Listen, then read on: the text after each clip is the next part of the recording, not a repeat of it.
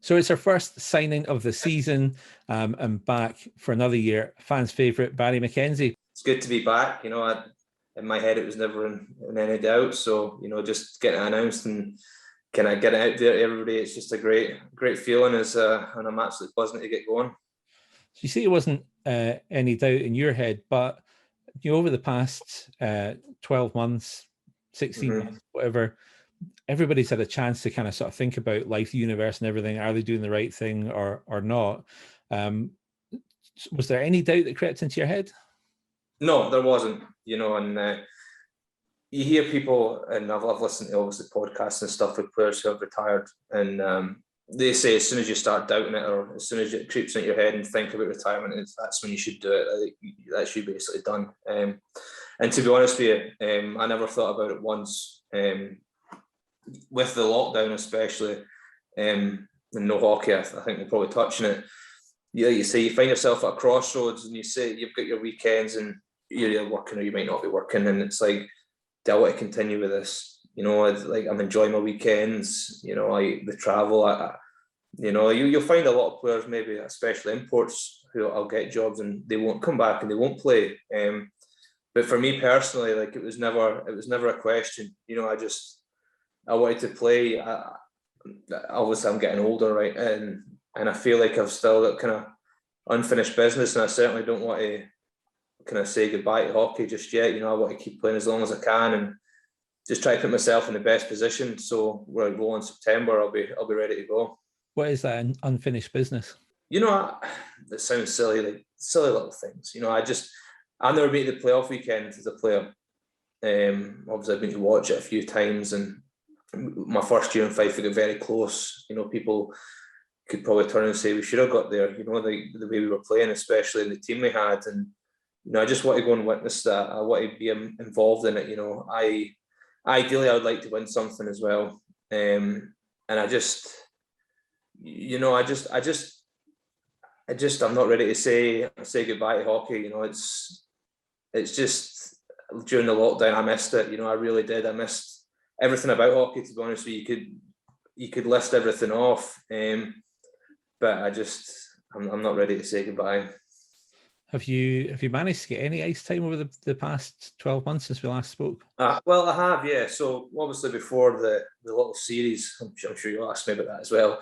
I didn't, but the last 8 weeks I've been skating down in Dumfries, and then come next week I'll be twice a week in Dumfries as well. So, the first couple of weeks, I'm not going to lie, they were a struggle. I have been out running and doing like kind of a base fitness thing.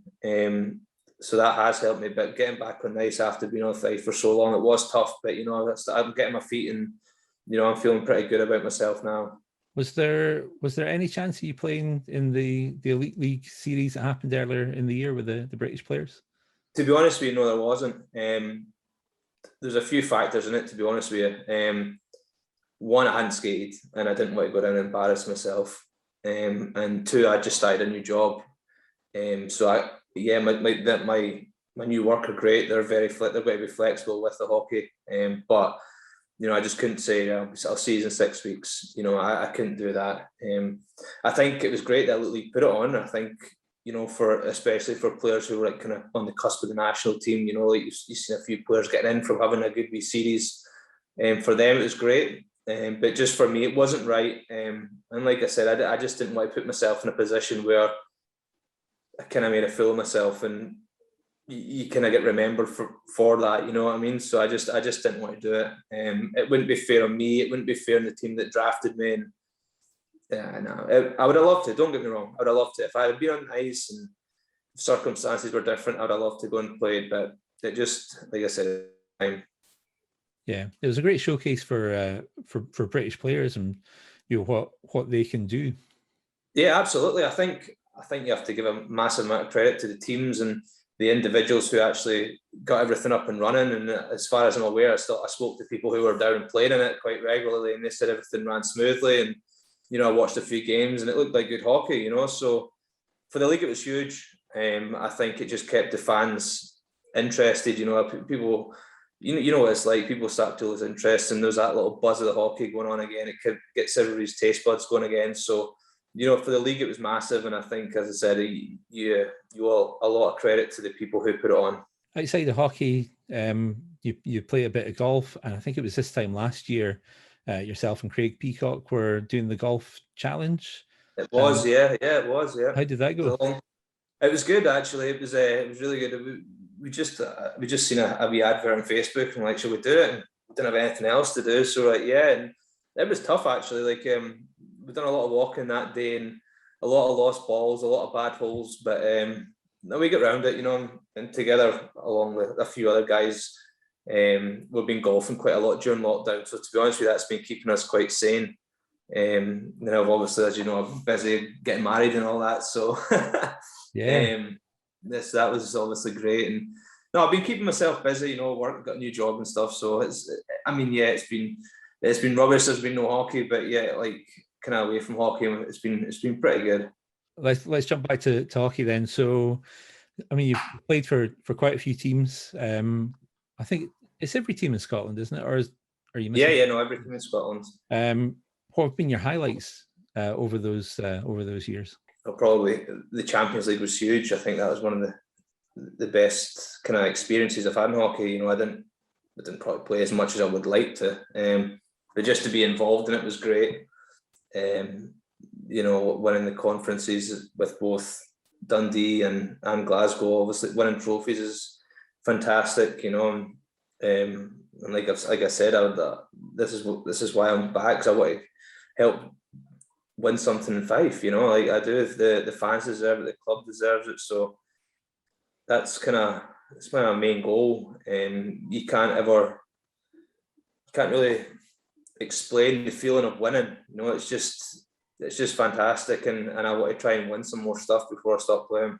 The Flyers have launched the Flyers Academy during this off season, where they're going to try and sort of bring some of the new players through, mentor them a little bit, and get them training with the team. Just give us your thoughts on that and how important that's going to be for getting these guys onto the Flyers squad. I think it can only be a good thing, really. Like the junior development in Fife obviously is renowned to be very strong and bringing through good players and good prospects. And I think the main thing with this is when you've got a 14-year-old or a 15-year-old or 16-year-old, and you're a prospect, you've got a crossroads. Do you say, right, do I want to play hockey, or do I want to go out and have fun with my friends, or do I want to do this, or do I want to do that? And I think them being around the Flyers, like the Flyers team, will maybe help them kind of see what it takes to be a professional hockey player.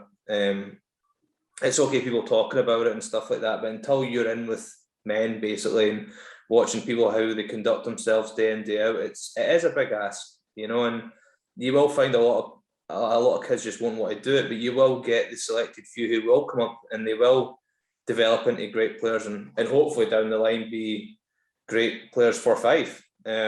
So I think it can only be a good thing. I don't think they would have started it if they didn't think it was going to be a good thing. And like I said, it's a good stepping stone, and hopefully years down the line you'll see another influx of Fife juniors playing for the Flyers in the Elite League. When you were coming through the ranks, did you have anything like that, or? No, I didn't, to be honest with you. So I went to America when I was 15, and I was there for 2 years. And then when I came back, I basically got thrown in the deep end. I went down to Milton Keynes when I was 17. And you're going from playing, again, like what the junior development is, you're going from playing with people, kids your own age, to playing with adults. And it was a big culture shock. You have to learn very fast, because you get found out quite quickly by obviously grown men. And I think for me, it was a great decision to go down there, and I was there for 3 years, and it developed me as a player and as a person, to be honest with you, because I never lived myself, and you get sent down to live in a team house, and you have to learn how to cook for yourself, clean. I just think kids have to do it. You kind of have to go and see the world as well. You have to go and live yourself. You have to go and try different things in hockey. And if it's for you, it's for you. If it's not, I'm sure there'll be other things in life in general that you'll take to. One of the things that we always talk about in Fife is the connection between the Flyers team and the fans, and it's something that you've always sort of fully embraced. And last season we had you on stage, sort of interviewing the team as part of the hockey show, and it's just something else. Just tell us about that connection that you get between the players and the fans. I think you have to have that connection, to be honest with you. The fans come and pay their money to watch us perform week in, week out, and they expect us to work hard for them. Yourself, and if you're winning in Kirkcaldy, it's one of the best places to be in Great Britain. There's no question about it. And at the end of the day, I'm just the same as anybody else that comes and watches us. When I'm away from the hockey, I'm just a regular person. I've got a job, and there's a lot of great people in Kirkcaldy, and there's no, you can't ever think you're better than anybody else, and the fans have been great with me. Like I've said to you previously on here, and almost spoke before, that from the day I signed, they welcome me with open arms, and for me personally, I can't expect anything more. So it's just, I think at the end of the day, it's just manners as well. It's these people are trying to talk to you, and you can't ignore them. You always have to have time for people and that, and people remember that, and hopefully as well after when I finish playing hockey, I'll be remembered for that as well. Because it goes a long way, and I know, like I said, the Flyers fans are great, and I wouldn't want anything else, to be honest with you. Barry, I think I can speak for most folk when I say we're all looking forward to seeing you back in a Flyers jersey and back on the ice in just about 2 months' time. I know, I'm really excited. I really can't wait, and hopefully it's full capacity. His doors opened at the old barn. I'm sure there'll be some new guys in the squad this year, and I'll be warning them this is going to get noisy. So no, I'm looking forward to it. So I hope to see everybody in September, and take care and have fun, enjoy the sunshine when it lasts.